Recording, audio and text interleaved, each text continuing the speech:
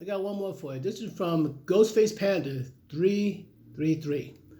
I'm gonna try to remember to start putting links so you can see his page. This guy, I don't know how he does it. I'm impressed. So shout out and much thanks to Ghostface Panda. I will go to part three about the very dark, scary rise of P. Diddy. I couldn't believe it. Cause the first two is like, whoa. And then all of a sudden you see like, it's unreal. It's unreal. But this is like called Bombs Up, The Treacherous Rise of Diddy, Part 3. So hang on tight. Andre Harrell would decide to utilize Diddy's ability to throw massive parties by tasking him to hold a charity event somewhere in Harlem. Diddy would team up with longtime friend Heavy D and decide to throw a basketball game/concert for AIDS awareness at the historic City College in Harlem, New York. Diddy and Heavy D would utilize all of their connections by bringing in some of the most popular artists in the music industry and pop culture at that time. The list would include Mike Tyson, LL Cool J, members of New Edition, and Boyz II Men. Of course, Heavy D was going to perform there along with Jodeci, members of Run DMC and Brand Nubian, along with Big Daddy Kane, DJ Red Alert, Ed Lover, Nice and Smooth, and it was going to be DJ'd by the most popular DJ in the city, Funkmaster Flex. Bringing in all of these stars was going to make this event massively popular. And the event was going to be held at Nat Holman Gym on City College's campus. The capacity at the gym where the event was being held was 2,700 people, so it was Diddy's responsibility to moderate the amount of tickets that were made and sold to make sure the event wouldn't go over capacity.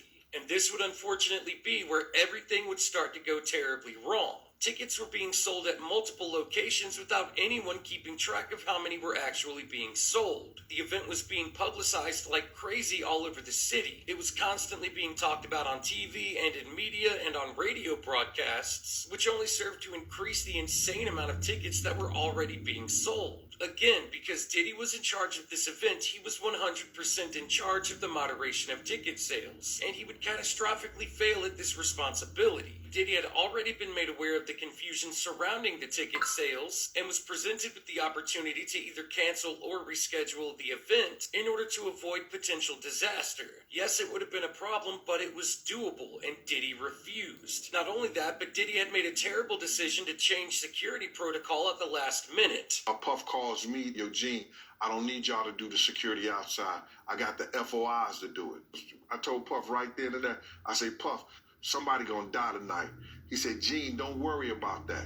And now we've arrived at the City College campus on December 28th, 1991. A member of the staff had already noticed a massive amount of people beginning to line up outside and realized something was very wrong. They would then place a phone call to one of the radio stations that had been publicizing the event and tell them what was going on. That's when, of all people, Wendy Williams would go on the air and tell people not to show up if they didn't have a ticket because it looked like the event could potentially get out of hand. But at this point, it was all too little, too late. Thousands of people were starting to show up, adding to the...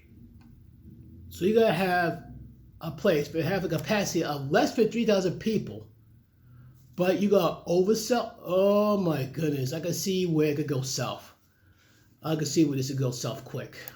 Already massive number of the crowd. It became very clear to everyone involved with the event that something had gone very wrong. Too many tickets had been sold, and way too many people were showing up for this event. People who hadn't even bought any tickets were showing up and were being allowed to purchase them while standing in line, which was something that really pissed off the people who had already purchased their tickets. People involved with Uptown Records began to approach Diddy and tell him too many people had showed up and the event needed to be canceled immediately. Diddy wouldn't hear it and would once again refuse to cancel the event. Diddy had neglected to organize a proper entrance plan for the celebrities, which meant the celebrities were having to use the exact same entrance as the crowd. And seeing all the celebrities showing up and going in was starting to make the crowd even more restless. At this point, they had already started to push past the insufficient security and make their way into the building.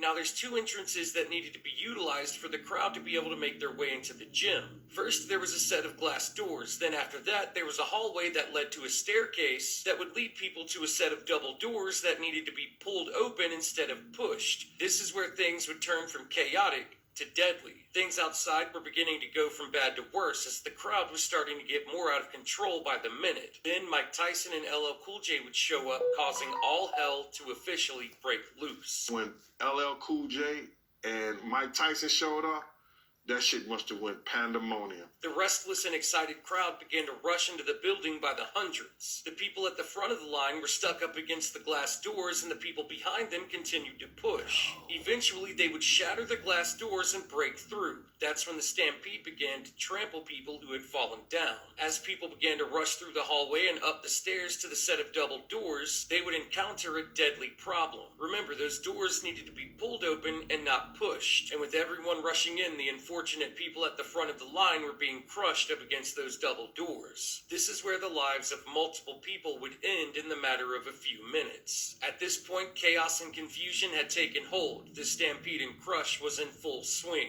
In the pandemonium, dozens of people would be injured and 9 people would lose their lives, including a woman who was 8 months pregnant, who unfortunately lost her footing when being pushed from behind and would end up being trampled over by dozens of people who were just trying to rush to escape the chaos. That's the footage.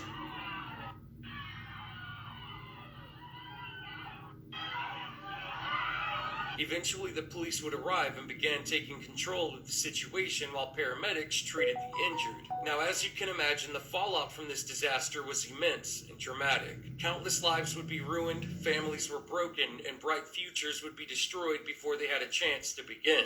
An investigation would conclude that everyone involved with this event was in some way to blame for what happened. However, the lion's share of the blame clearly rested on Diddy's shoulders. Diddy would refuse to accept any responsibility at all for what happened.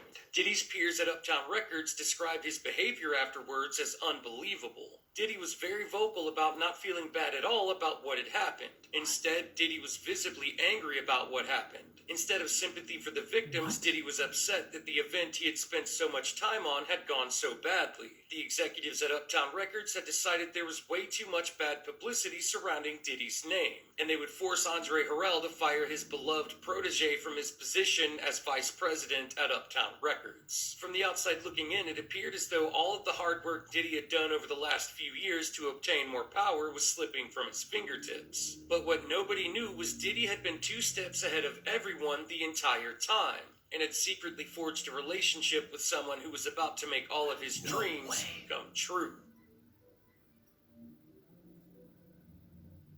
They show the victims who died in that incident. A woman who's 8 months pregnant, that is messed up.